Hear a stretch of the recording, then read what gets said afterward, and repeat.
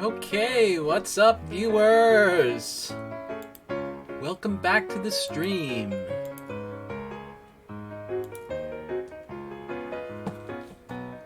Today we are playing a roguelike. What roguelike are we playing? We're playing Rogue. The original Rogue. If you've ever heard of a roguelike, it's like Rogue. This Rogue. Of course, the term roguelike has kind of evolved over the years, and it's a surprisingly deep topic. But this is the original Rogue.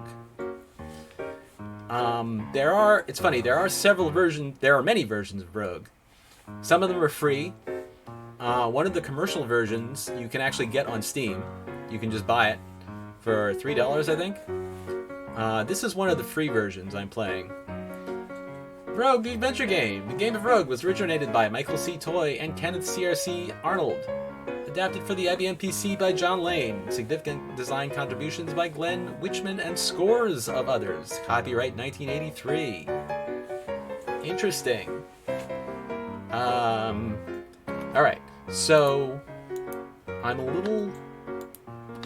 little unsure about the best way to broadcast this. Alright, let's go through.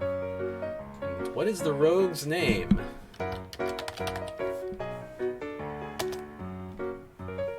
The rogue's name is Jonas.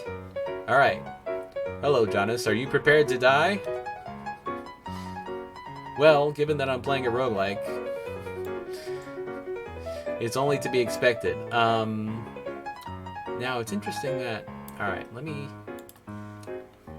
change this just a bit.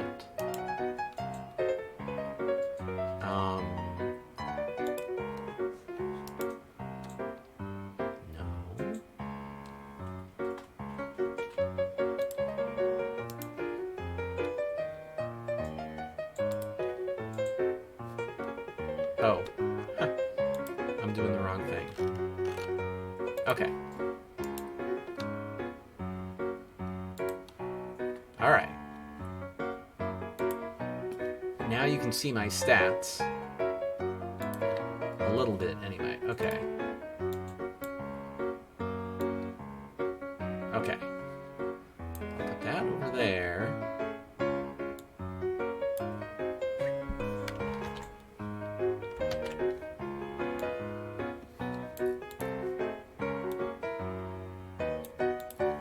And then this guy over here.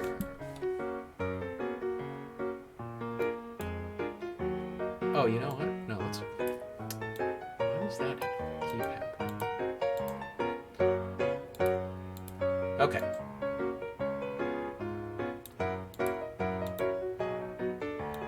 Oh, is that just the time?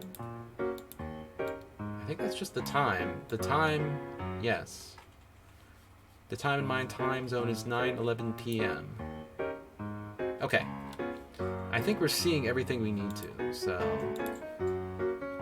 This is Rogue. So, as you can see, it's a ASCII game. And it's, you know, all the graphics are made from little characters from the IBM character set, probably code page 437. So, my character is a little smiley face. And there are some other things around.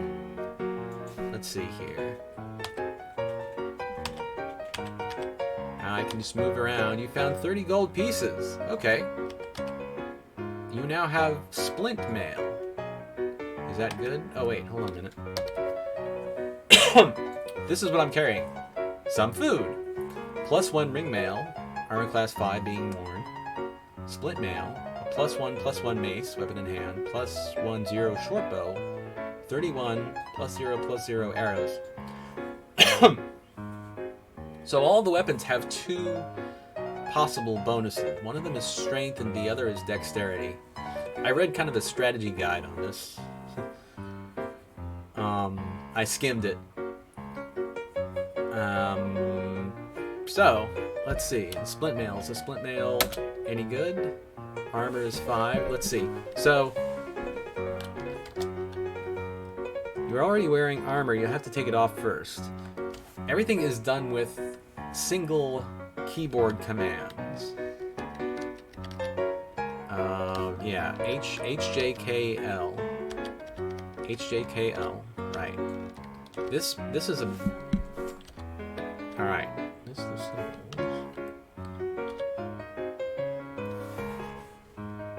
A to Z, 26 different monsters. So a letter is a monster. So let's try attacking it. You swing and miss the bat. The bat barely misses you. You scored an excellent hit on the bat. You've defeated the bat. Okay, cool.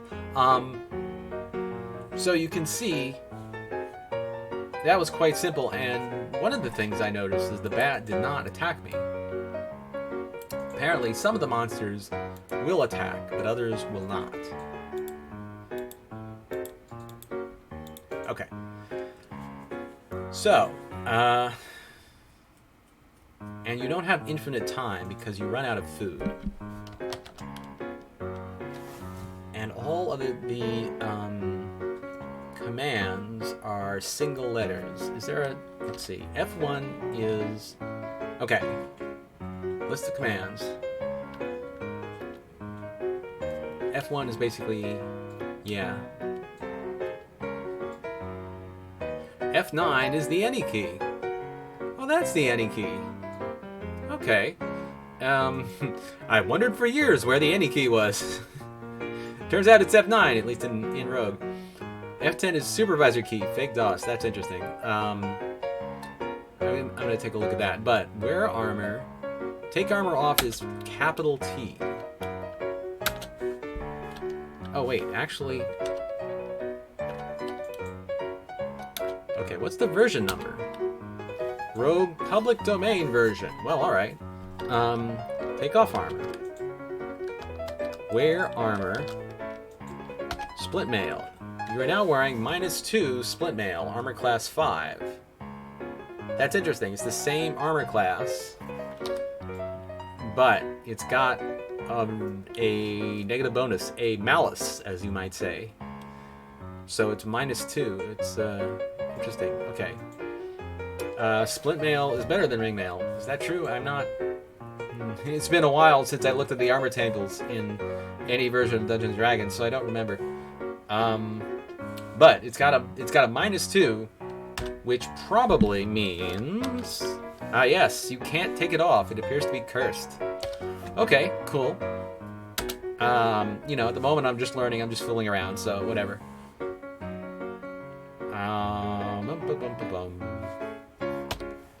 So that's fine. Let's wander around.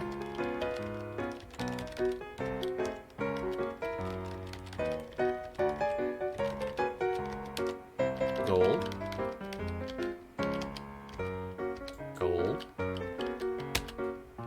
You don't hit the snake hit you. You missed the snake has injured you. You don't hit the snake barely misses you. You swing and hit the snake, you defeated the snake. Okay, good. My hits are down to 9. Oh, my... That's interesting. My thing is covering the room. Oh, the Kestrel attacked me without being attacked. That's a misspelling, isn't it? I think Kestrel is spelled with 2 E's. Kestrel. But I'm not sure about that.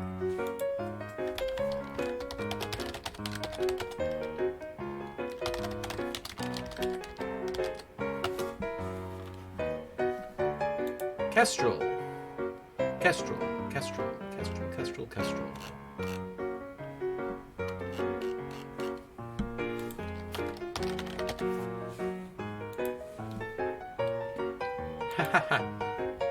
Kestrel with an A is a misspelling of Kestrel with an E.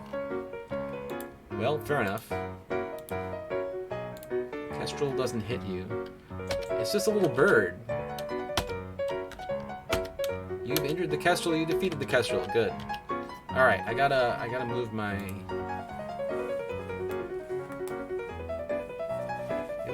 thing.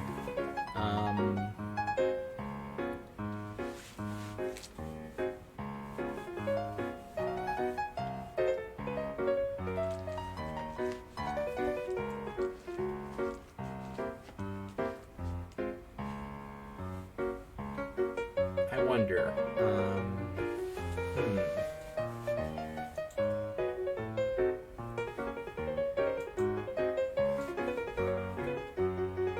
Maybe I should just. Well, this decision would be easier if I had an overlay or something. But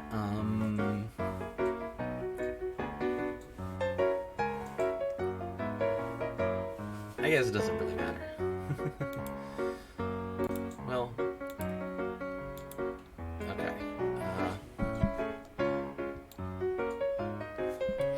Now playing Rogue. Okay.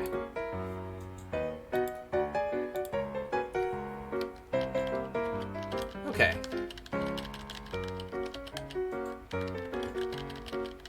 More gold. Another bat.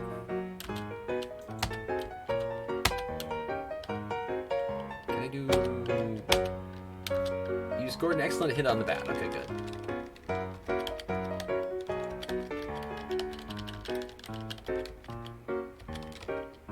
$29 gold pieces.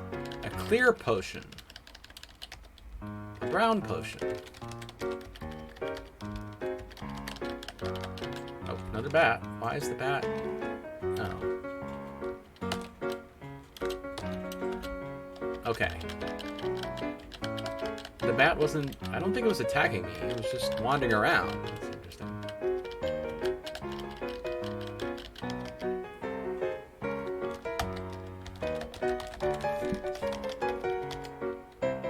Ah, so that flashing thing is a staircase. You defeated the snake.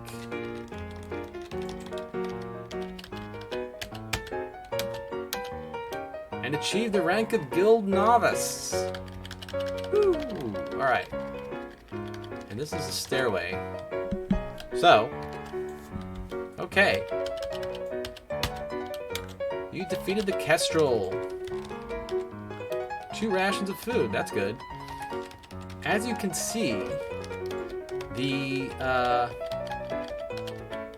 layout is randomly generated.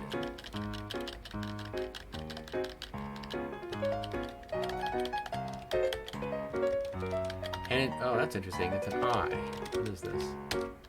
The ice monster. It wasn't even fighting back. Well, whatever. Okay. So. I read a strategy guide by this guy. He's like, these are all the observations I've gathered. I'm playing this game a lot. You're frozen by the ice monster. You can move again. You're frozen by the ice monster. The Kestrel has injured you. The Kestrel hit you. You can move again.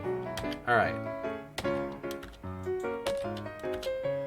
Alright, so I defeated the Kestrel. I got 9 hit points. There we go. Defeated the ice monster and achieved the rank of apprentice. What is this thing? You now have a scroll titled Selson Dipneu. Well, okay. Snake.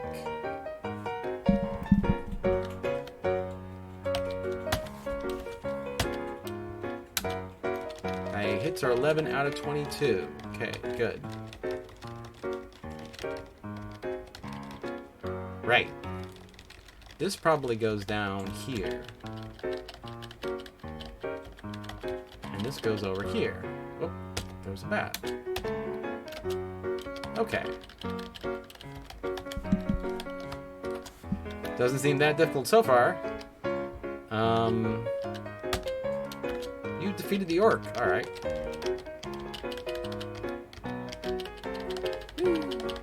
That's weird.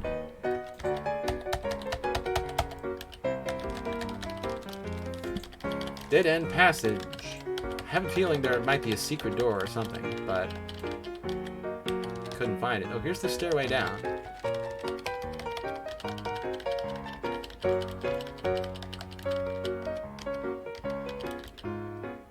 The Kestrel. I am the destroyer of Kestrels. You have a scroll titled Haxel Zasi. Sounds like Klingon. Weird. Okay. Dead end passage, I think.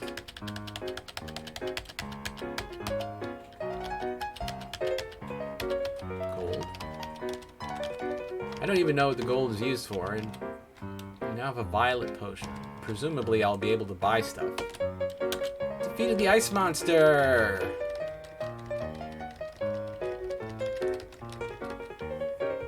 Alright. Something's going on here. Oh, that's weird.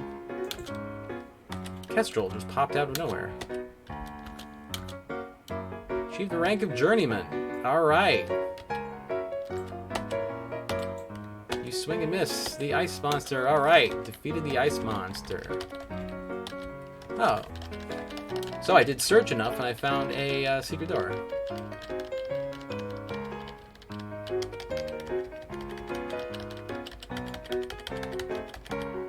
Oh, there was a snake. Okay.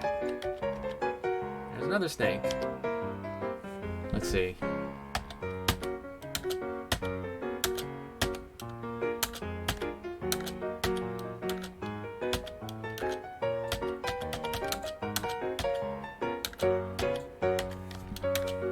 Alright, that took a little bit of doing. Oh. Mud?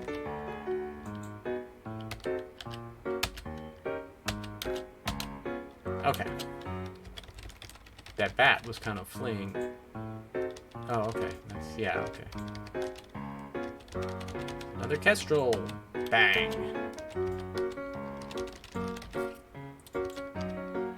You now have a short bow. Do I need a short bow? Alright. I am hungry. What am I gonna eat? A ration of food. Yuck, this food tastes awful. Well, I'm not hungry anymore, at least. Okay.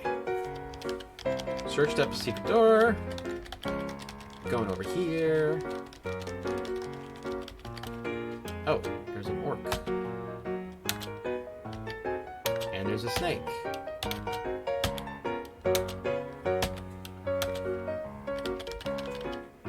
Oh, there's an emu? Okay, my hit points are down to 17. So, let's keep an eye on that. Okay. I defeated a bat. I'm wandering around in darkness here. This is a large room. Okay. Another large room. Okay. Bats defeated. Snake. Snake! Alright.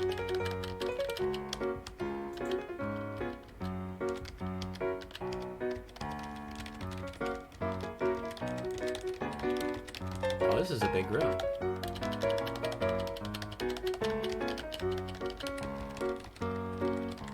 Okay. Right. The rattlesnake scored an excellent hit on you. Okay, good.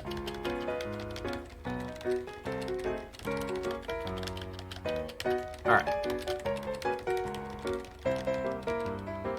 So you might notice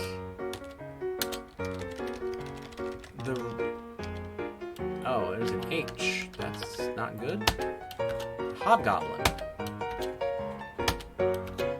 Hobgoblin, this is you. The Kestrel hit you. Excellent hit on the... Defeated the Hobgoblin and achieved the rank of Adventurer. You defeated the Kestrel. Okay. I figured the Kestrel was less of a threat, so I went for the Hobgoblin first. Oh, an emu. I just killed an emu. You now have a scroll titled Dead Detective Haz. Curious. Seems like there should be another passage, but whatever. The levels are randomly generated, but here. Okay. The random generation is a little simpler than you might expect. The way I understand it, every level has at most 9 rooms, and it's kind of in a 3x3 grid. So if you look, you can see the 3x3 rooms. There are 9 rooms here, and they're all kind of at different sizes, and they're connected by passageways.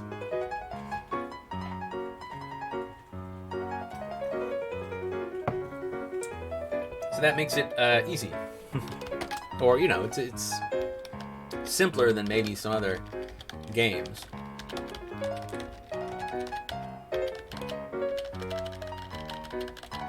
Oh, ice monster. Good. What was that? I don't know. I think I just picked something up. 2 brown potions. Oh, there's the stairway.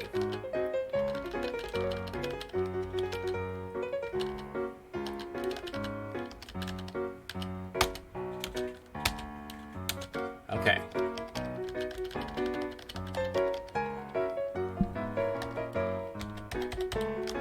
Ah. 95 gold pieces. Now, I've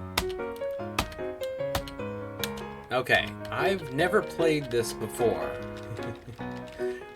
I mean, I played it a little bit the other day just to make sure it worked on my system.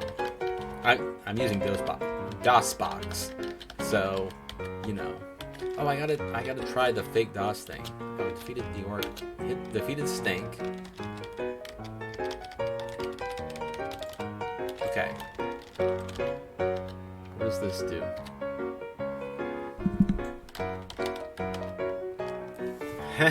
This is fake DOS. Interesting. It doesn't do anything. Okay, cool. That's like, oh, if your supervisor comes by, you can pretend you're in DOS. Oh, Hobgoblin. Okay. Okay.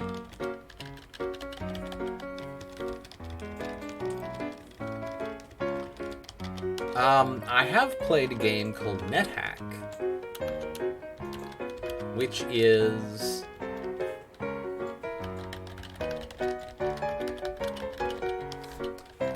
very much like this, but more complicated. So apparently Rogue spawned a number of other games, or inspired... Oh, there's a Pat, and there's a Kestrel.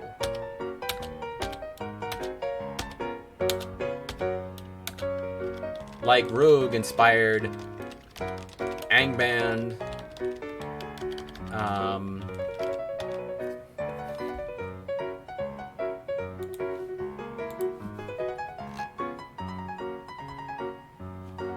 let's see.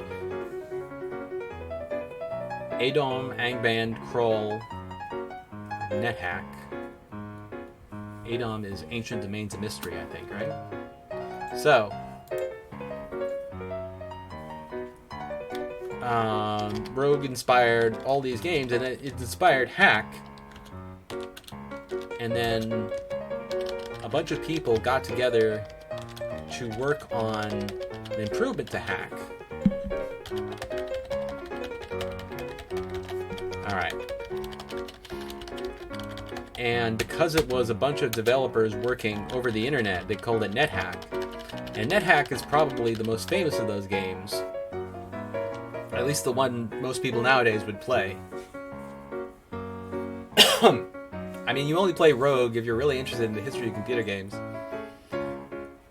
You know, or you've been playing it for decades. And most people, I don't think, are aware of Angband or Kroll. But there is still a thriving NetHack community. People do play NetHack a lot.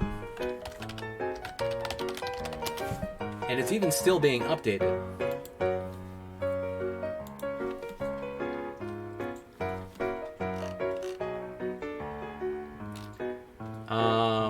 Oh, okay.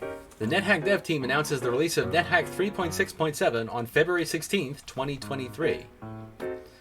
So, you know, it's still being updated. NetHack.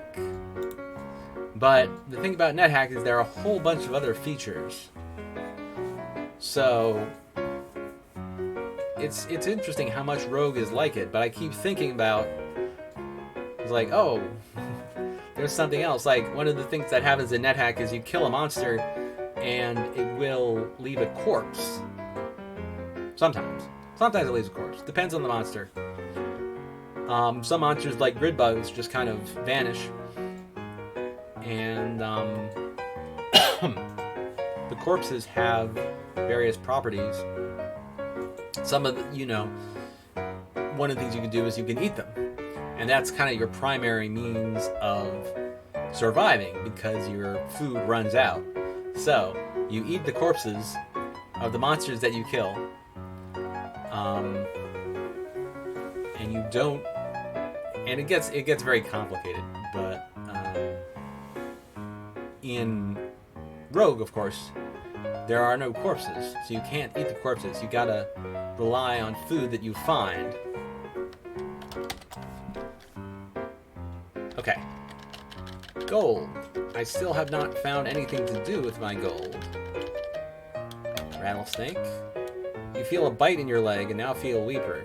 Oh, that's not good. Oh, it's draining my strength. That's not good. Also, where are all the exits?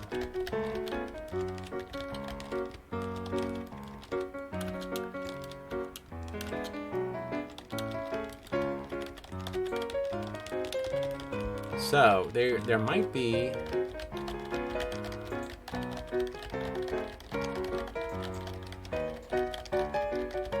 I'm trying to search for secret doors. I'm not finding any.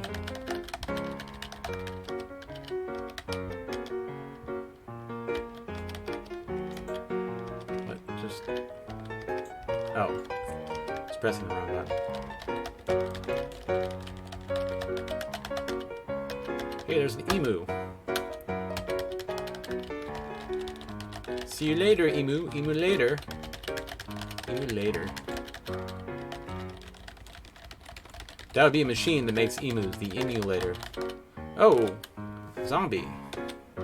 Okay, cool. Now there's a way out. So, 4 bound potions. There's an orc. He's sitting on the gold. You have a scroll titled Wujdak Boag. Of course, the thing about the scrolls and the potions, they are random. L E Emu. Okay. What is an L? Wait, is it a leprechaun? I'm gonna shoot. I've kind of heard something somewhere. Let's see. How does this work? You are now wielding a short bow.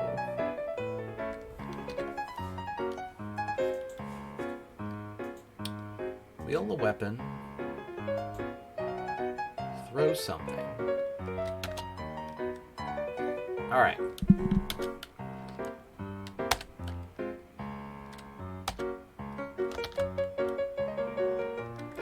Okay, let's fire. I hope this is firing an arrow. An arrow hits the leprechaun. And now it's following me. Okay.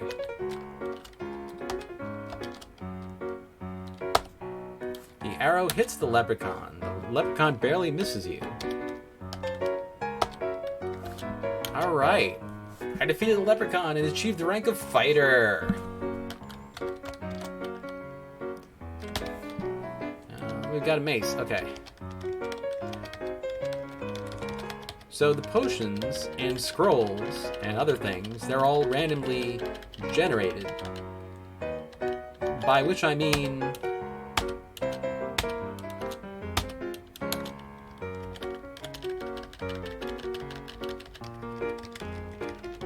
Oh, that was a scroll.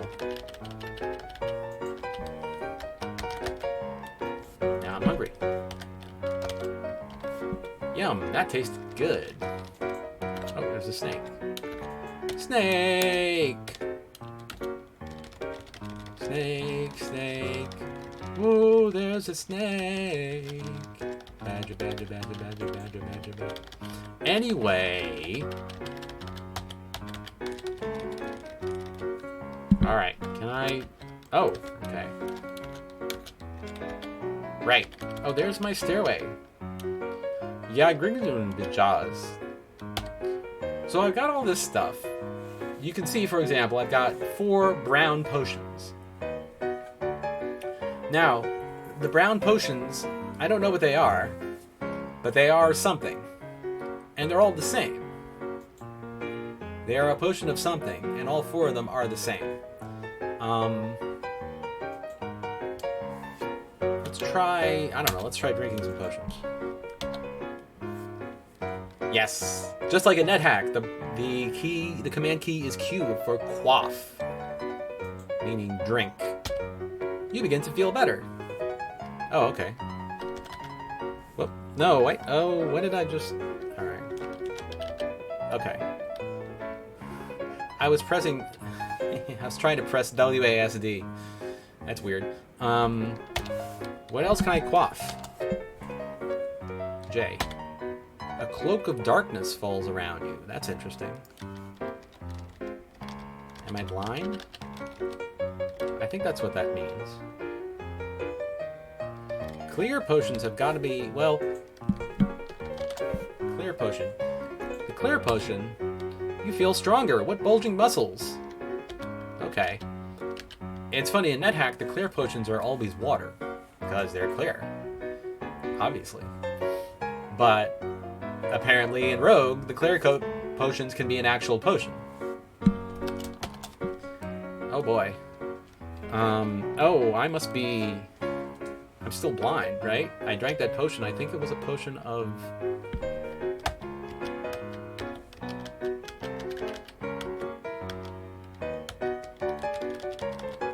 You swing and hit it. You defeated it. I found a scroll and rations of food. Oh, that's good.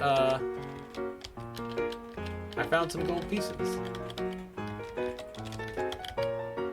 Wow, this is annoying. That's what you get for trying random potions, I guess.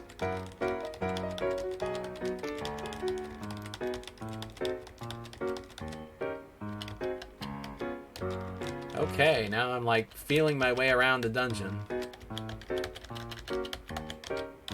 What level am I? I'm on level 7. Apparently at level 7 I'm still kind of in the easy parts. What's that?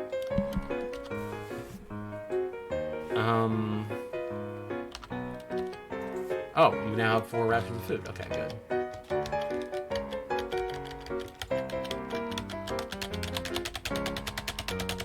Oh, okay.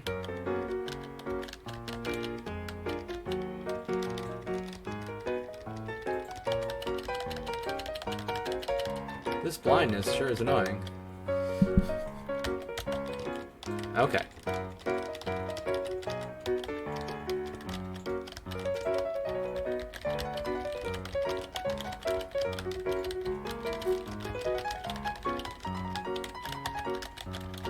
Okay,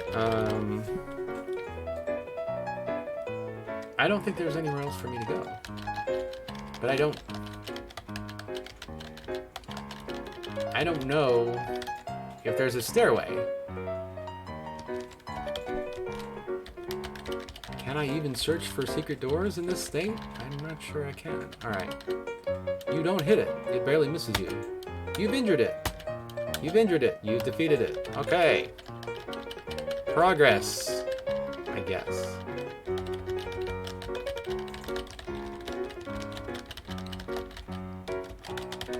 Oh.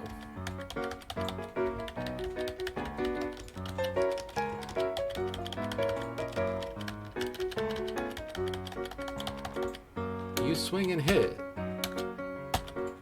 You scored an excellent hit on it. You defeated it. There's another thing.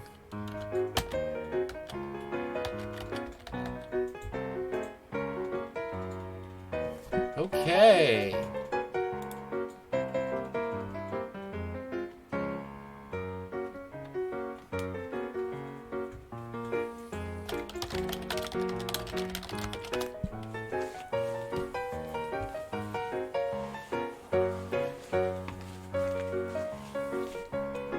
So,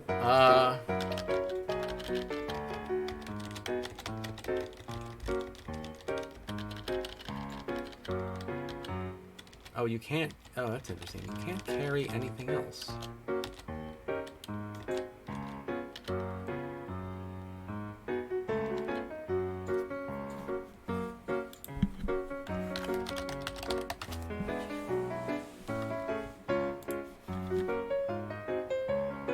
Sorry, I'm just, I just got a message.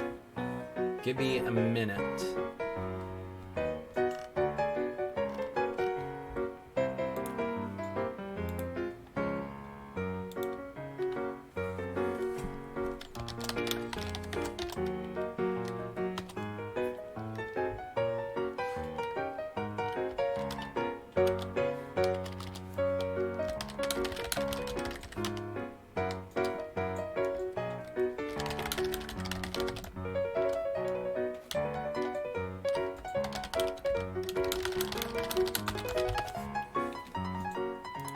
So, I have a bunch of scrolls. I have a bunch of potions. I have these arrows. Let's see.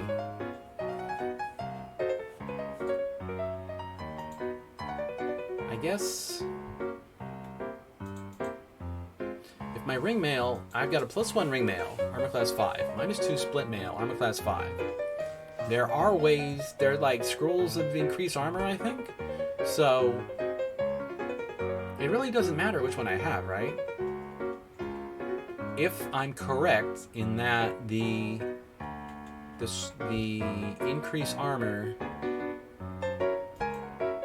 I mean, I don't remember exactly. Let's imagine for a moment there's a scroll of increased armor. Scroll of enchant armor, that sounds right. And you read it, and it increases your bonus by +1. So, +1 to +2, or -2 to -1, it's the same. 6 to 1, half dozen to the other, right? So, I don't really need my ring mail. And my splint mail is cursed. Although, assuming there's a remove curse scroll. Remove curse scroll? Sounds right. There's the armor is cursed, which means I can't take it off, and it's -2. I believe those things are separate. It's like, if the remove curse scroll removed the curse and it removed the -2, well, then I would want to keep the ring mail. Then I would want to keep the splint mail. Either way.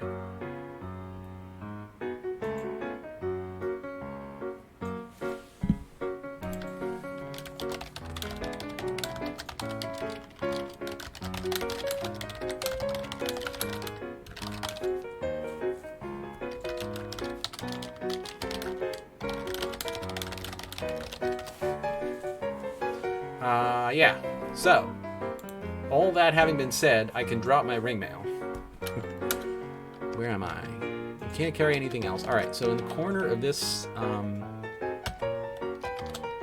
I'm gonna drop my ring mail, and down here, I've got more scrolls.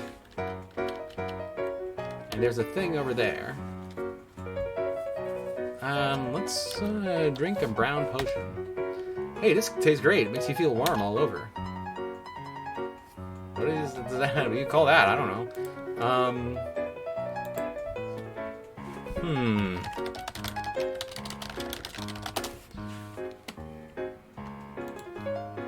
So, alright, where's my strategy guide here?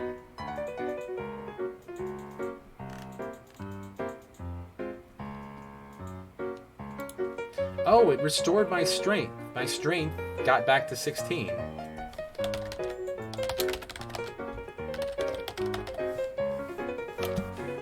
Okay. I was trying to write strengthliness, but, you know, whatever.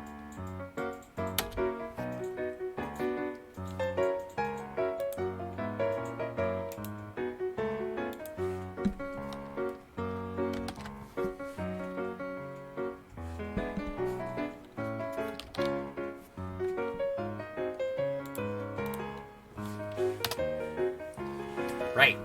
What are we doing here? What are we doing?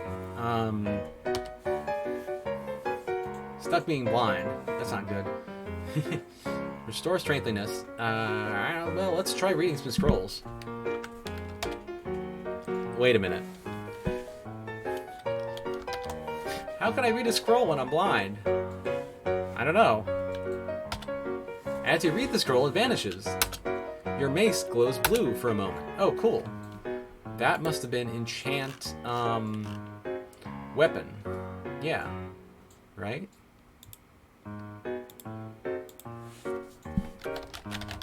Increase weaponness.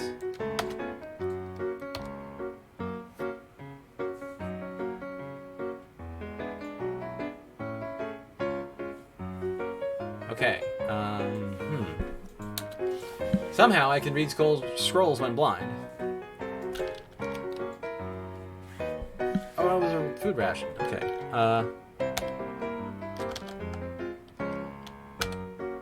As you read the scroll, it vanishes. Oh, I got teleported. Oh, cool. All right.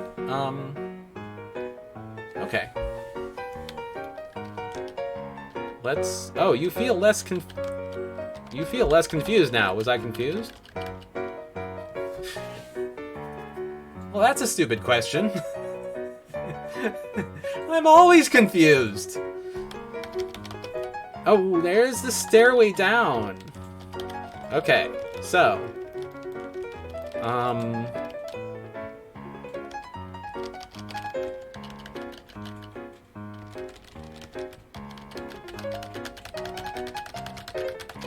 stuck. Okay.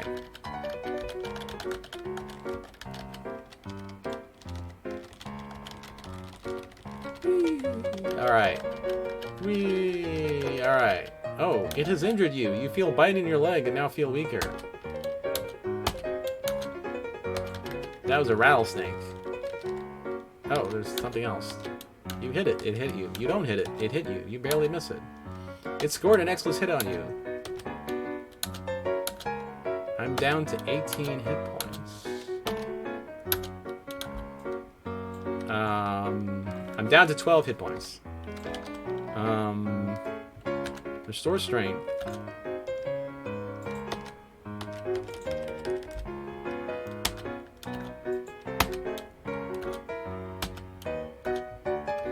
Defeated it. Alright, whatever it was, I defeated it. So now I can heal, right? Right, guys? Okay,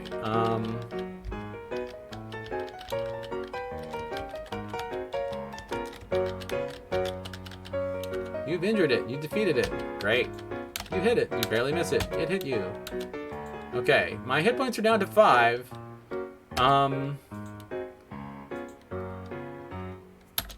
I may be...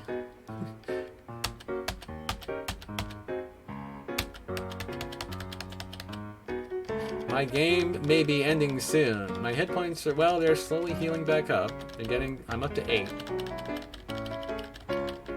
10.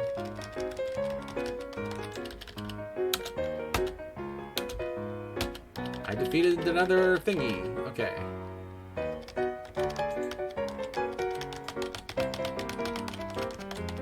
I figured the potion of blindness would have worn off by now. It would have in NetHack.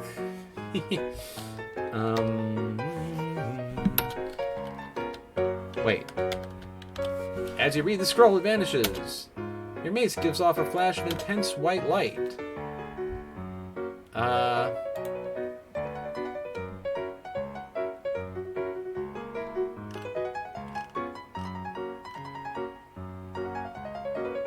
Oh, really? So, according to a strategy guide, this is Vorpalize. Oh, look at my weapon. +3, +2 mace. Nice.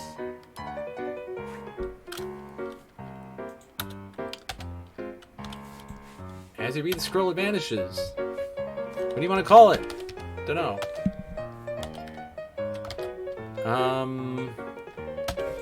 As you read the scroll, it vanishes. Your armor glows faintly for a moment. Oh.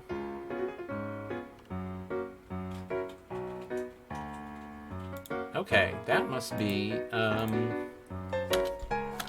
enchant armor.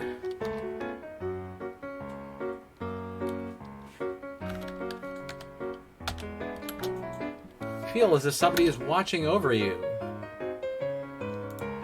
I always feel like somebody's watching me. I have no privacy.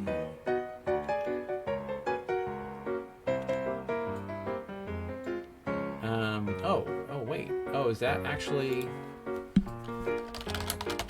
Remove curse.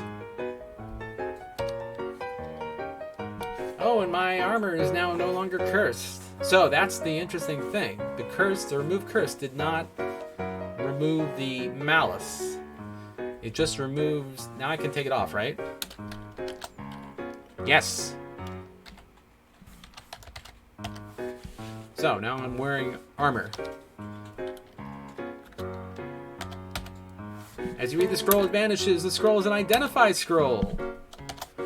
Oh, that's good. But that wasn't... That's not useful at all. Alright, let's do a 0-0 short bow. Okay. I don't need that.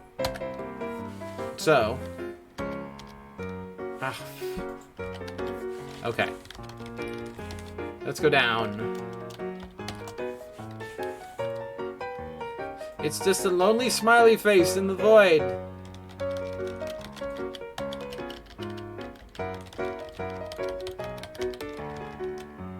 Wait, what was that?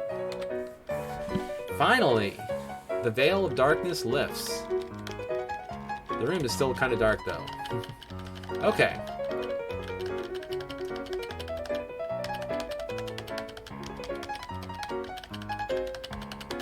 La la la la la. Oh, Hobgoblin. You defeated the Hobgoblin. Oh, there's a stair down. Okay. Wait, what was that? Potion of healing. You now have a slime mold. Oh, that's interesting. I remember those from, NetHack.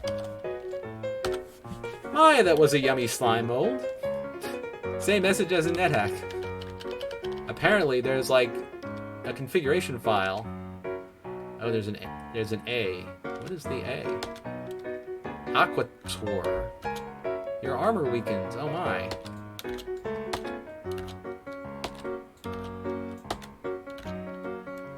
The heck is an Aquator? But it weakened my armor. That's not good. Oh well. This is Leprechaun, right? Short bow.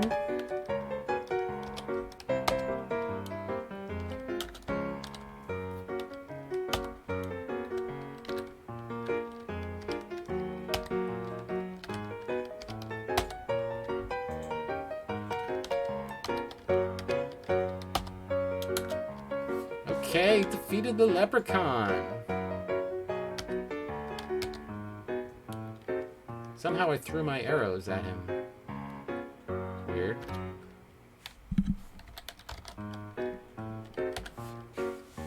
Okay.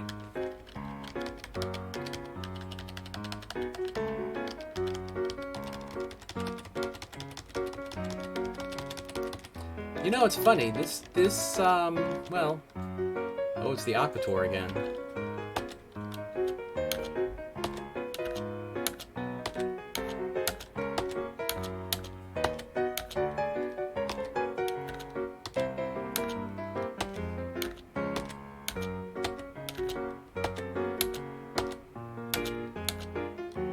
I've achieved the rank of warrior. An arrow shoots past you. Oh, that's a trap. Interesting.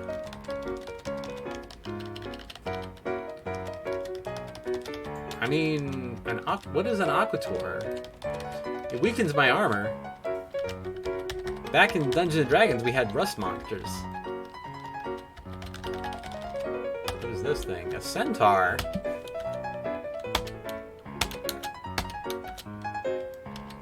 Okay.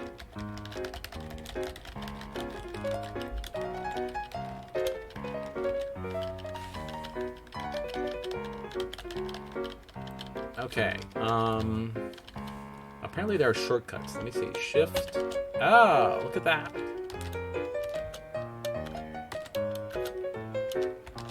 All right. You can just zip around. Okay. Oh. This can't be all the rooms there are in this level.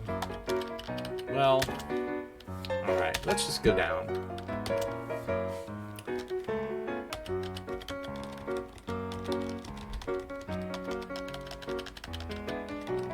This basic gameplay is so far not that difficult. Although I've kind of, oh, defeated the Hobgoblin, okay. I mean, in NetHack, I would have had trouble getting this far.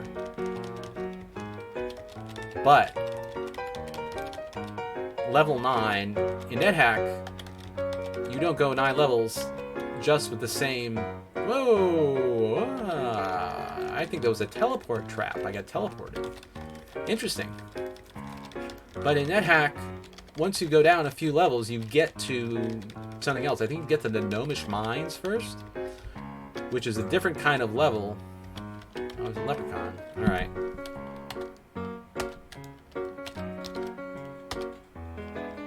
Oh, wait, no.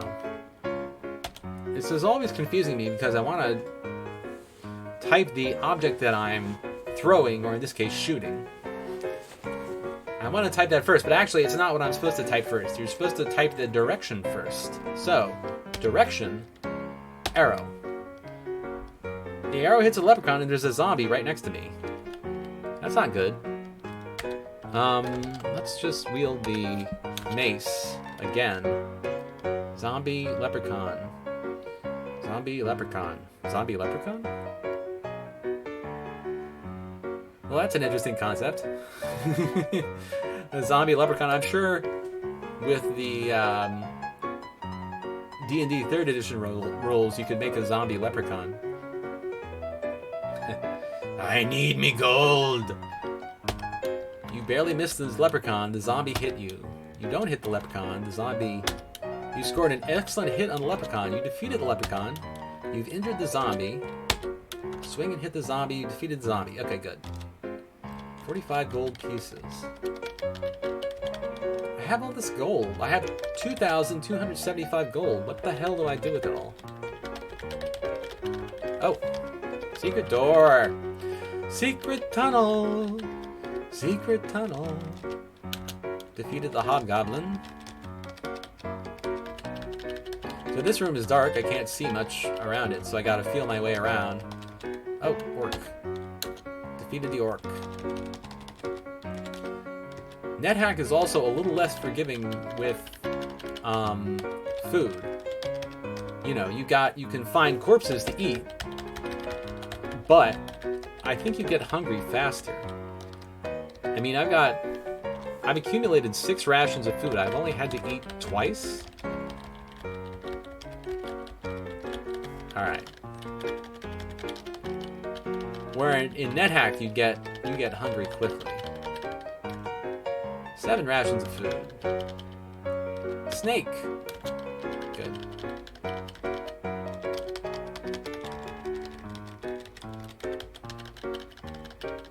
All right. Okay.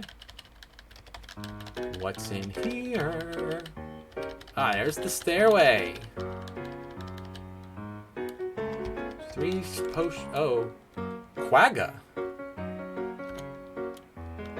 That's interesting. The quagga is like a zebra or antelope, right? That's a real animal. Quagga.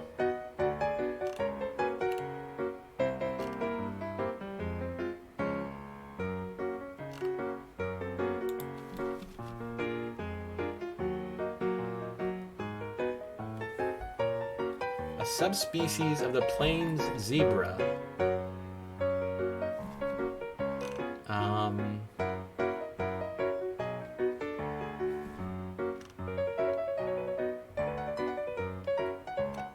apparently it was hunted to extinction. The Quagga project is trying to recreate the phenotype of hair coat pattern by selectively breeding the genetically closest subspecies, which is Burchell's zebra. Interesting. But basically, it was a subspecies of zebra.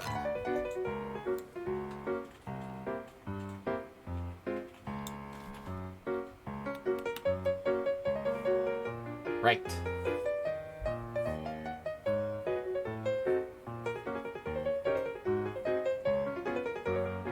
Huh.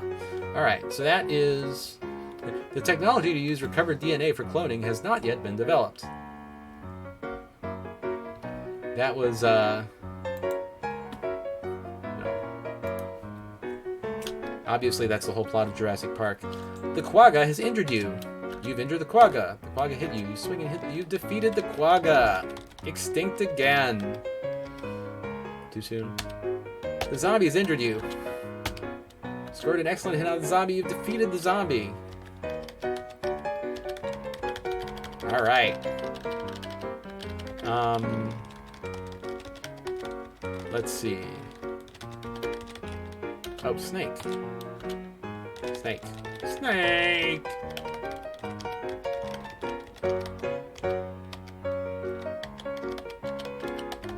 Oh, okay. Looks like that's it for this level, although there's probably a secret door over there, but... You know, I can't... Oh. Okay, good. Level 10!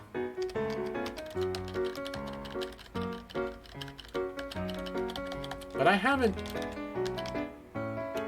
Scroll. I haven't really had to do anything too tactical or even strategic yet. I used some basic strategy, like I dropped the armor I didn't need, but... every time I find a monster, I just kill it. Of course, I read in strategy guides where people are like, oh, when you fell into a trap. Now I'm in level 11. Well, that's interesting. That's a new wrinkle.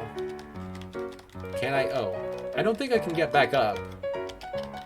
You go down to level 26, I think, and you find the Amulet of Yendor. Yendor is, of course, injure the zombie. You hit the zombie, you defeat the zombie. You hit the orc to defeat the orc. Scroll of Identify. Oh, that's good. What have I got? Enchant Armor. -5 Splint Mail. That's not good. Well, in this game, apparently you can't go back up until you get the Amulet of Yendor. So, you just go on until you find the Amulet of Yendor. Rodney. Yendor. So I can't, yeah. I want to identify that scroll. No, you know what? I don't want to, because if I find more armor, I'd like more armor because my current armor is -5. After fighting the legally distinct rust monster. Wow, the centaur got my hits down to 29. The centaur hits hard. Anyway, after fighting the legally distinct rust monster, my armor is now -5. That's not good. So, oh, they keep throwing. You are damaged by the fall. Well, and oh, I know what this is. This is a nymph. You've injured the nymph. The nymph swings and hits you. She stole a scroll of Identify. Well, crap. Yeah, I should have tried using my arrows, shouldn't I?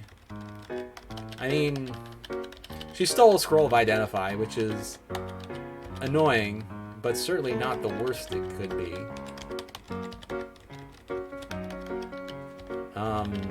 Alright. Here we are on level 12, and we're not sure if there's any way to go. Oh, look at that. Secret door. Wait. Oh, now I'm hungry. Yum, that tasted good. Okay.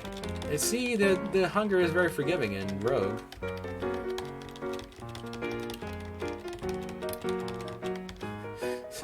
Then the NetHack devs were like, all right, let's make hunger an actual thing. Okay, good. Oh, T. Wait, is this a troll? I've heard trolls are pretty tough. You've injured the troll. The troll hit you.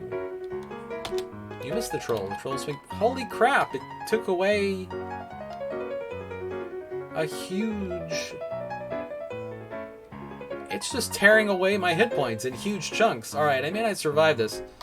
Alright. Alright, I'm gonna drink a healing potion. You begin to feel better. Troll scored an excellent hit on you. You hit the troll. The troll has injured you. Begin to feel better. The troll hit you. You don't hit the troll. Ha! Rest in peace. John is killed by a troll. $27.99 gold. Okay. Killed by a troll. Huh. Those trolls, man. No score file. Create a score file. Why not? Guildmasters Hall of Fame. $27.99. Jonas the Warrior killed by a troll on level 12. Okay. So that was cool. Let's try it again. So this game is interesting. I've been looking stuff up. Alright, I just want to talk a bit about the history of this game.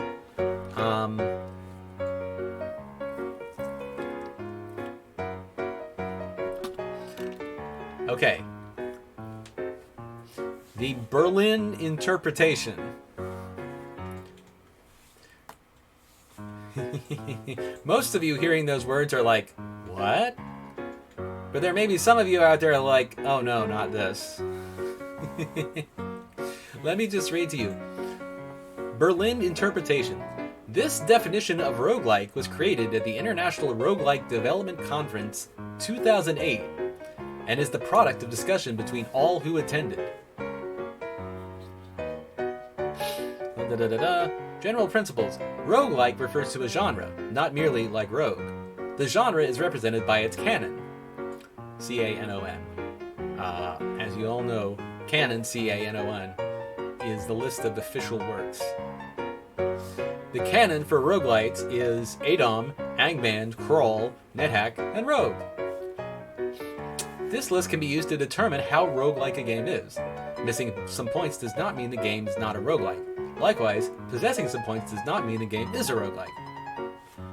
The purpose of the definition is for the roguelike community to better understand what the community is studying. It is not to place constraints on developers or games.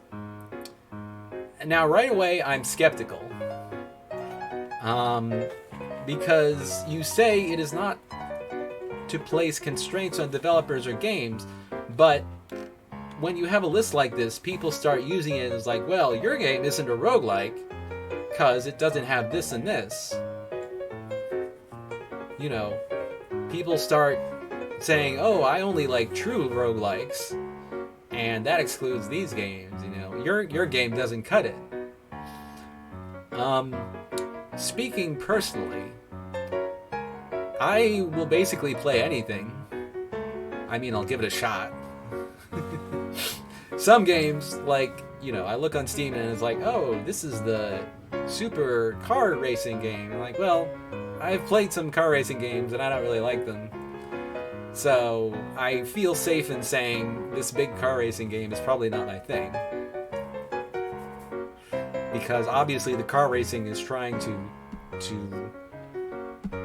you know, provide a very specific experience of gameplay, which is car racing, which is something I'm not interested in. You know, if that's your thing, it's cool. I just my own preferences. But I'll play anything, and I don't, you know, whenever somebody says it's not a real this type of game, I'm like, well, who cares? Like, just try it and play it. If you like it, you like it. If you don't like it, whatever.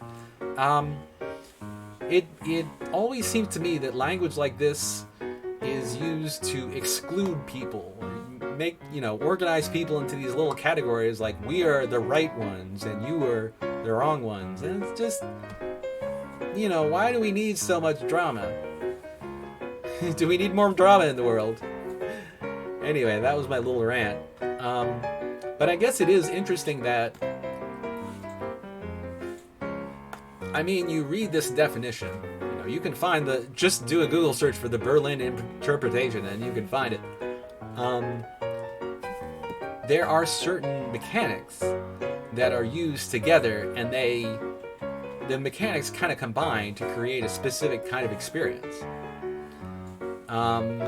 Let me go through the factors. Let's see. High value factors: random environment generation, permadeath. Oh, that's interesting. Permadeath. You are not expected to win the game with your first character. You start over from the first level when you die. It is possible to save games, but the save file is deleted upon loading. The random environment makes this enjoyable rather than punishing. Well, that is debatable. It is still kind of punishing. Especially, if you play the game long enough, you probably get to the point where you've seen everything, and yet you don't necessarily know how to solve all the challenges. So it's not actually enjoyable. Or, maybe you're the kind of person who plays it and immediately figures out, how to win after your third or fourth playthrough. Good for you. But, back to these points. Random environment generation, and permadeath. It's interesting that they very specifically say the save file is deleted upon loading. So, you are not allowed to save scum. Of course there are ways around that. There are always ways around it. But I want to say that save scum as a term comes from the roguelike community. People who are trying to exploit things by getting around the restriction on permadeath. Certainly it's been used a lot in that community. I want to say it was originated in that community. I don't know if that's actually true. But let's see. Turn-based. Each command corresponds to a single action movement. The game is not sensitive to time. You can take your time to choose your action. Okay. So that's very... what's interesting? Well, that reminded me of something, but here, let me see. Grid-based. The world is represented by a uniform grid of tiles. Monsters to the player take up one tile regardless of size. That is... I think that's a fairly arbitrary restriction. Why can't you have a giant 2x2 monster? Why? It's pretty arbitrary. And the fact that it's grid-based, it's funny. The world is represented by a uniform grid of tiles. Could you make hexagonal tiles? Sure. Why not?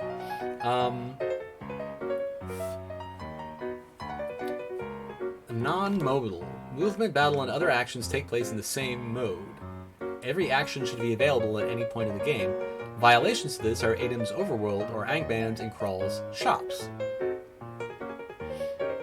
So that's interesting. It reminds me of playing like Final Fantasy VII.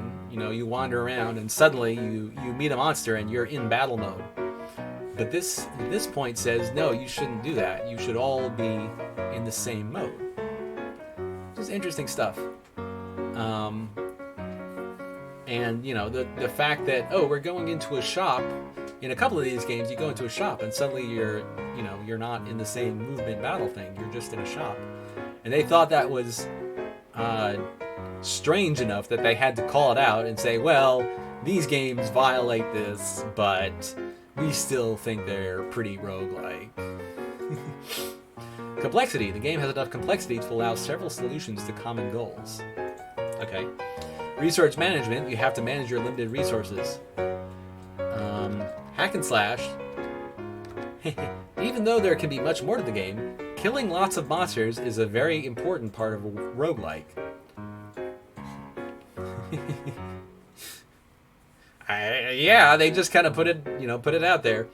The game is player versus world. There are no monster/monster relations like enmities or diplomacy. Interesting. I wonder why they went so far as to spell that bit out. I don't know. Is that really a thing that people were worried about? I don't know. Interesting. Exploration and discovery. The game requires careful exploration of the dungeon levels and discovery of the usage of unidentified items. This has to be done anew every time the player starts a new game. So, this point is funny. This point, I don't think this point says you have to have unidentified items. It doesn't say that. But certainly if you do, the items have to be re-identified every time you play. So that is a specific mechanic. I have a feeling that you could just... Well, now I'm arguing semantics, but the game requires careful exploration of the dungeon levels. And of course, random environment generation, the dungeon levels are randomly generated, so that ties in with that. Low value factors. Single player character, the player controls a single character. The game is player centric. The world is viewed through that one character, and that character's death is the end of the game. I find that interesting because, many games are a single player character. The player controls a single character. You don't have a party. I guess that's what they're saying. Monsters are similar to players. Rules that apply to a player apply to monsters as well. They have inventories, equipment, and use items to cast spells, etc. Interesting. Tactical challenge. You have to learn about the tactics before you can make any significant progress. This process repeats itself, i.e., early game knowledge is not enough to beat the late game. Due to random environments and permanent death, roguelikes are challenging to new players.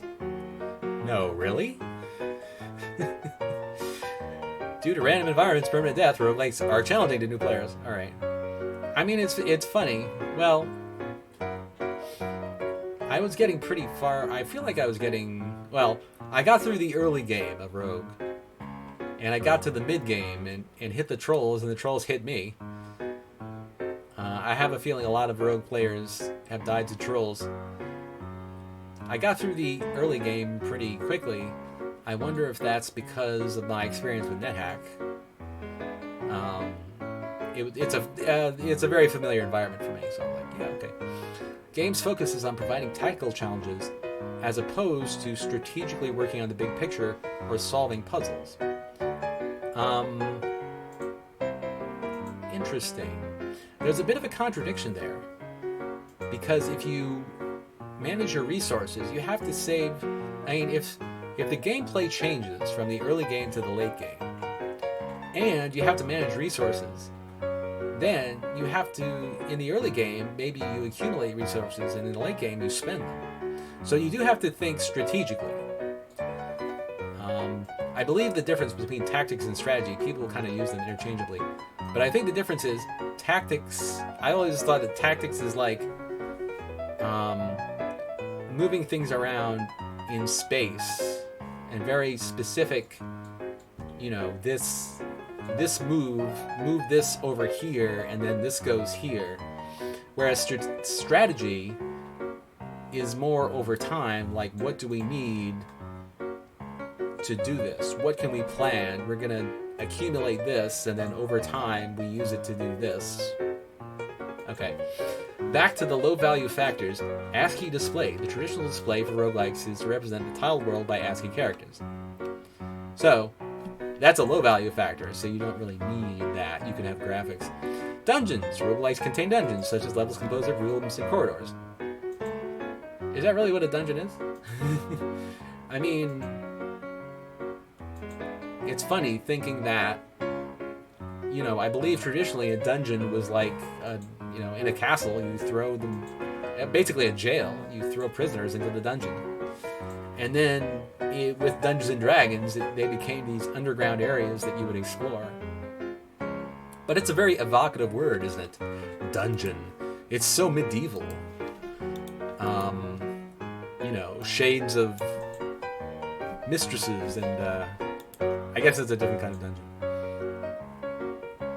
Now I want to play Dungeon Keeper 2. Anyway, numbers. The numbers used to describe the character, hit points and attributes, etc. are deliberately shown. Interesting. If the numbers are deliberately shown, that gives you insight into the mechanics, and you can plan out your tactics in more detail.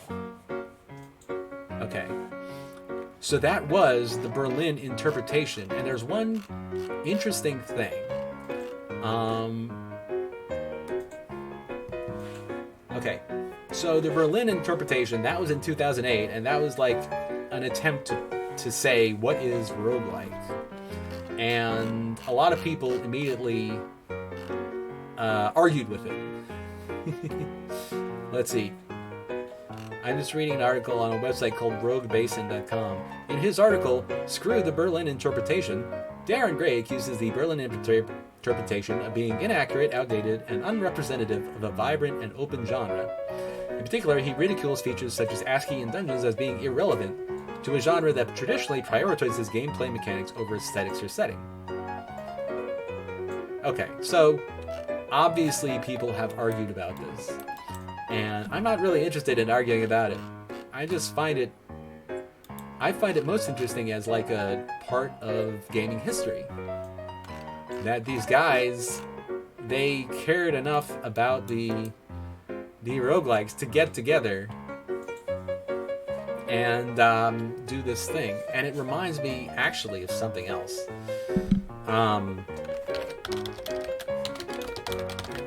Let me take a short digression. I mean, this entire stream is a digression. But let me take a short digression and go to Book of Hours. Yes, Book of Hours.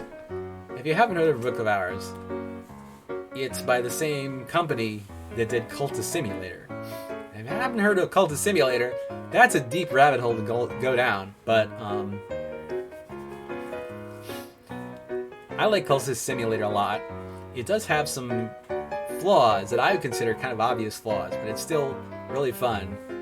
And, a lot of people really like it, a lot of people hate it, whatever. Book of Hours is a lot easier to play, their second game. But the people who make it are very creative. In particular, Alexis Kennedy is very creative. He was, well, I want to say he got his start with Fallen London.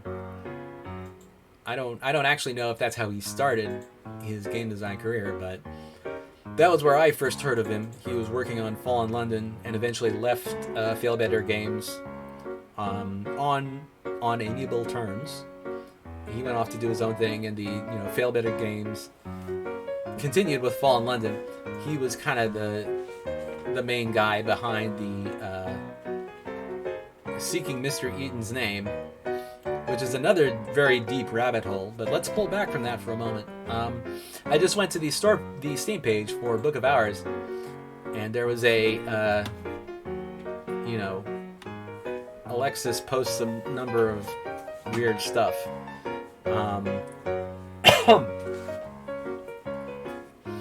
So I'm gonna read basically a blog post by Alexis Kennedy about Book of Hours. For no particular reason, I've been reading about the punk and post-punk scene in Leeds in the late 70s.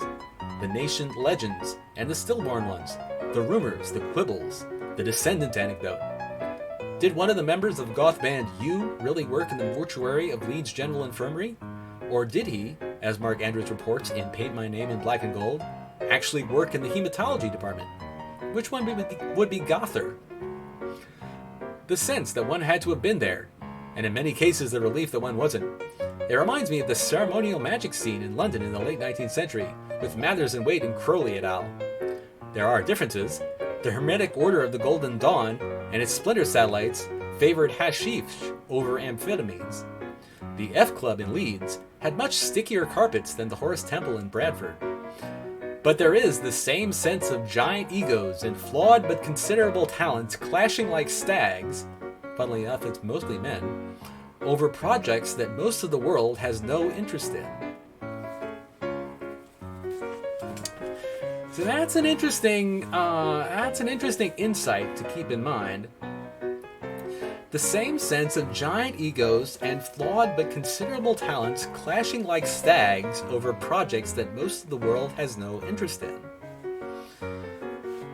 I think about that sometimes. Applications to the Berlin interpretation are left as an exercise for the reader. But the one other point that I want to make about the Berlin interpretation. So we had a lot of games, and then people sort of loosened up the restrictions, and roguelike or roguelite came to mean these games that have procedural generation and kind of permadeath, but you earn things over time. I'm thinking of Rogue Legacy, which is an interesting game. Ultimately, I'm not sure it quite works. I haven't played Rogue Legacy 2, but I mean, I don't think it's a bad game, but I don't know. It wasn't quite my cup of tea. I don't regret having bought it though, Rogue Legacy. And then you have all these games like Spelunky and things like that, and it takes it in different directions, and now roguelike and roguelike have become very vague and nebulous terms.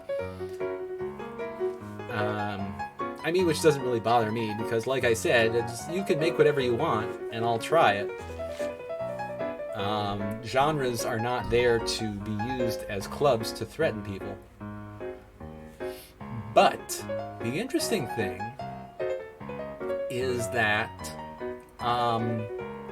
Japanese game developers have, all through the history of game design, Japanese game developers have been inspired by American games in ways that you might not expect. I mean, Wizardry was hugely famous cult classic in Japan. Wizardry 1 on the Famicom was very influential. To this day, you can find manga where people make jokes like, "You have teleported into solid rock. You've teleported into solid rock," which is a thing from Wizardry. And there were a lot of games like the Torneko games.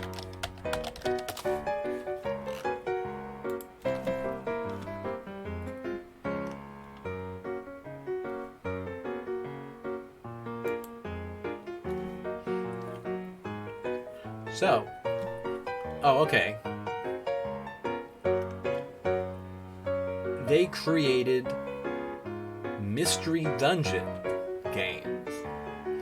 Mystery Dungeon, known in Japan as Fushigi no Dungeon, is a series of roguelike role-playing games. The series began when the co-creator of Dragon Quest, Koichi Nakamura, was inspired by Seiichiro Nagahata's experience with a rogue and a desire to create an original series.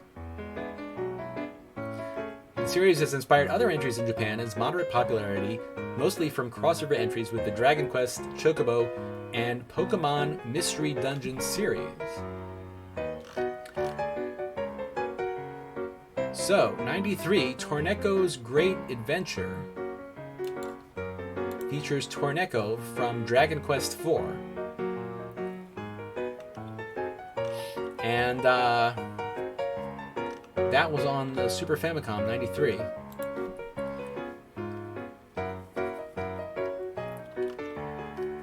Then there was Shiren the Wanderer and some other games like that. Then you had Chocobo's Mysterious Dungeon, and eventually, Nightmare of Druaga, 2004. Interesting. A sequel to The Tower of Druaga, which is an obscure Famicom game, I think. And then in 2005, you had Pokemon Mystery Dungeon. So I believe for a lot of people in the West, you know, they play Pokemon Mystery Dungeon and they're like, oh yeah, it's a Mystery Dungeon game. Because it's just like the Pokemon Mystery Dungeon games. And they're sort of reintroduced to the roguelike gameplay, you know, which is much more like the actual Rogue gameplay, where you have turn-based movement on a grid and these random dungeons with corridors between rooms. You know, very sort of reminiscent of the original Rogue. And so here in the West, you have the roguelikes, which are not much like Rogue at all. And then you have the Mystery Dungeon games, which are a lot more like Mystery Dungeon. That was, I think a few years ago, I played Azure Dreams. And I was like, wait a minute. I know this. This is sort of familiar. It's like a turn-based game. So I find that really interesting. Berlin Interpretation Mystery Dungeon games. But this Rogue, it's very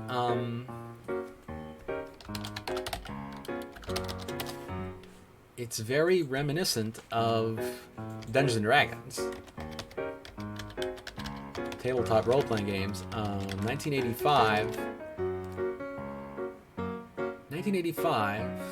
or what is this, 1983? Something like that. What? You would probably have the Mensa editions running around, right? The red box basic set, the blue expert.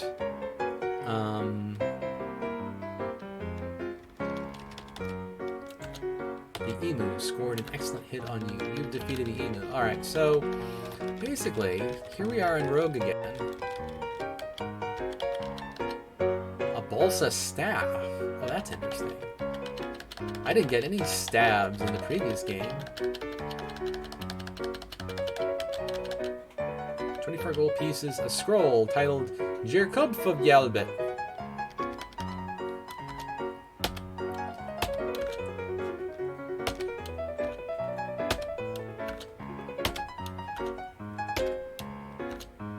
Okay. I'm only level 1, so that Hobgoblin was a little tough. I got down to like 5 hit points. Okay. Interesting though. Oh, Kestrel. Why are there so many birds? Why are there so many birds in this dungeon? Bird up. Anyway, orange potion. Hogjik mil sock. Every time I see these weird names for the scrolls, it makes me think they're like backwards. I always want to read them like somebody who's talking backwards. They have such strange names. I wonder if the names are procedurally generated too. Like they just put together vowels and consonants. Okay, defeated the Kestrel.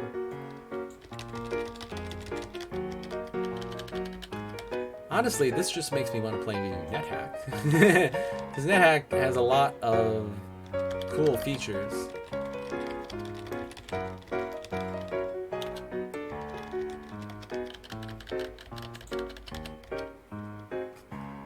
Is there another room? There could be another room here, right?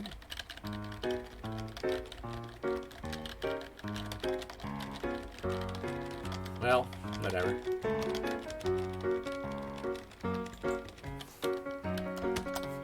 Okay, so bing, blue potion, 2 rations of food, ice monster. Gotcha. Guild novice. Nice.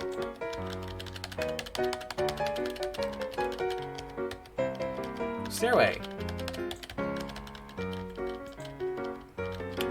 Gold pieces. Search? No? Okay. Oh, Um, Shift L. Okay, good. Kestrel.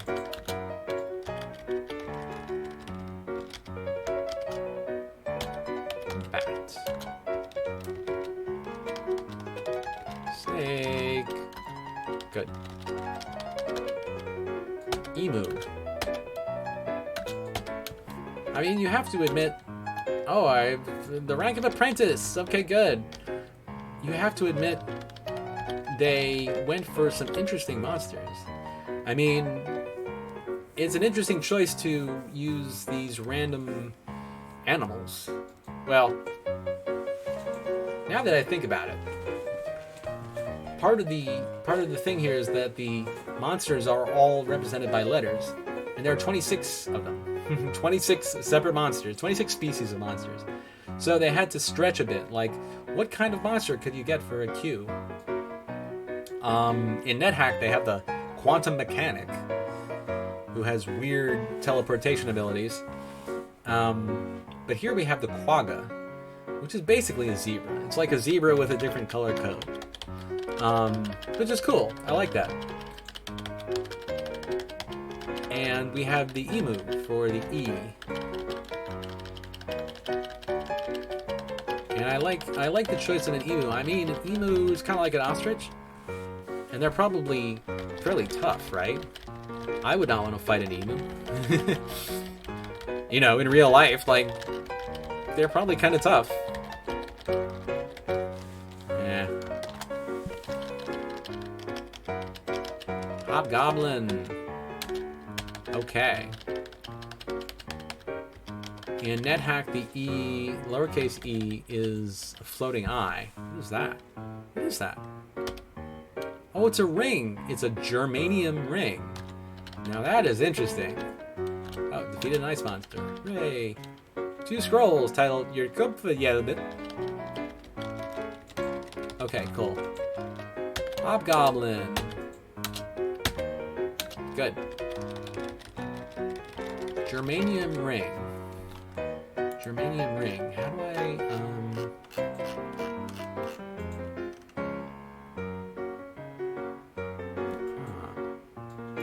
Alright. Well, let's try the ring. Why not? Left hand or right hand? Well, I don't know. Now wearing a germanium ring on your right hand. Oops. How do I take it off? Was wearing a germanium ring. Okay. So the germanium ring is not cursed. But what does it do?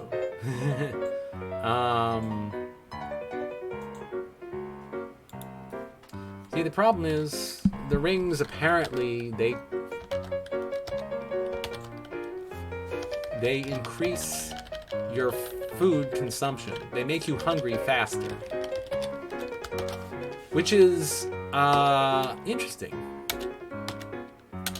I mean, I kind of like that. It feels like the ring's magic is being fueled by your life force in the form of you need to eat more food. That, I like that. It makes a weird sort of sense. It seems plausible. Conservation of energy, that kind of thing. Although there are apparently rings of slow digestion that you wear the rings of slow digestion. Oh, I fell into a trap. Oh. Okay, and I'm hungry. Okay.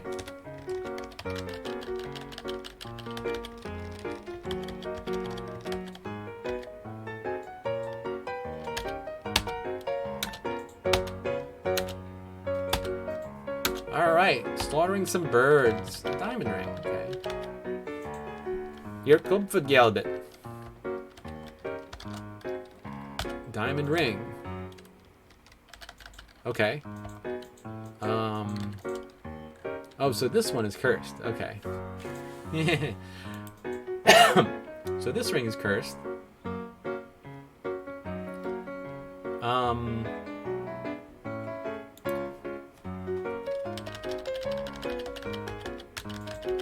much we can do about that now. Oh, I have another staff. Wait, what was that? A fall staff? A fall staff? Is that a freaking pun? I mean, the first one is a balsa staff. Balsa is a type of wood. Actually, balsa... The balsa tree. Balsa wood is popular for light, stiff structures in model bridge tests, model buildings, and constructions of model aircraft. Composites, surfboards, boats, props for theater and television, and even in the floor pans of the Chevrolet Corvette. So, I guess, well, I mean, I guess a balsa staff could be, you know, fairly strong.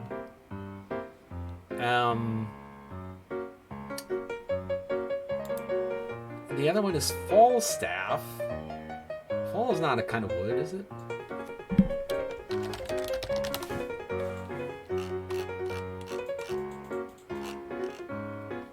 No. But Falstaff... Sir John Falstaff is a fictional character who appears in 3 plays by William Shakespeare and is eulogized in the 4th. His significance as a fully developed character is primarily formed in the plays Henry IV Part 1 and Part 2, where he's a companion to Prince Hal, the future King Henry V of England. Falstaff is also featured as the buffoonish suitor of 2 married women in The Merry Wives of Windsor. Though primarily a comic figure, he embodies a depth common to Shakespeare's major characters.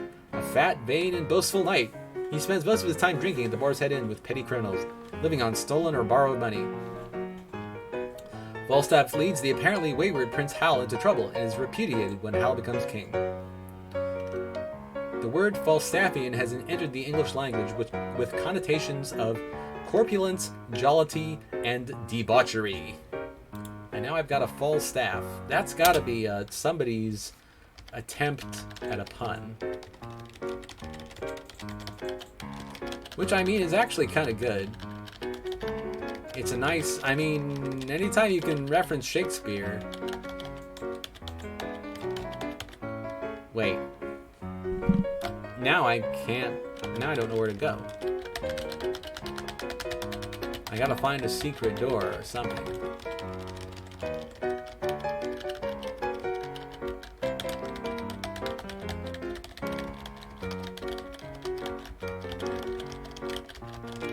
Okay. Where's my secret door? Come on, guys. Where is it? Alright. I'm in trouble. Oh, it's an R. What is... Oh, rattlesnake. That's right.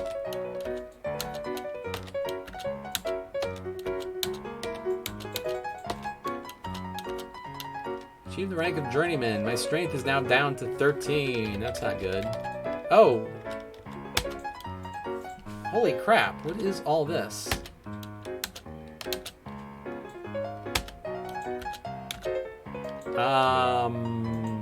Is it possible the ring was aggravate monster?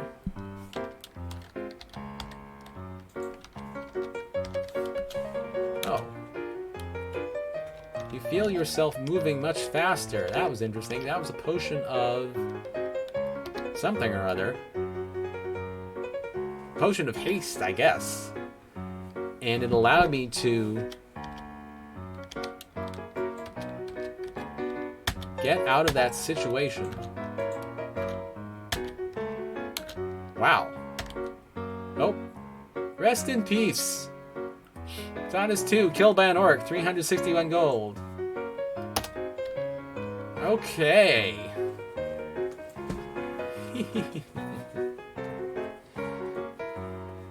Oh, well, that was interesting.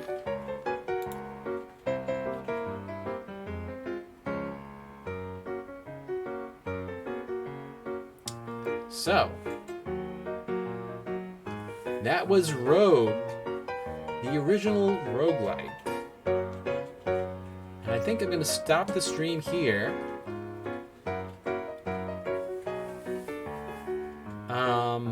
That was Rogue for Retro Obscure Sundays. Obscure Retro Sundays. Rogue. Next stream probably be Wednesday. Misadventures of Tronbon. Yeah. I'm a little more than halfway through Misadventures of Tronbon. So I gotta finish that one up. It's enjoyable though. After that, I don't know. Okay. Wednesday, Misadventures of Tronbon. Maybe Thursday or Friday, another Misadventures of Tronbon. Saturday, some indie game. I could play Sunshine Heavy Industries. I could play Gunpoint. I could think of something else. Excuse me.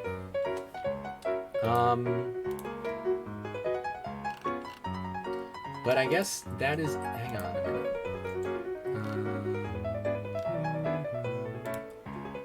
Yes.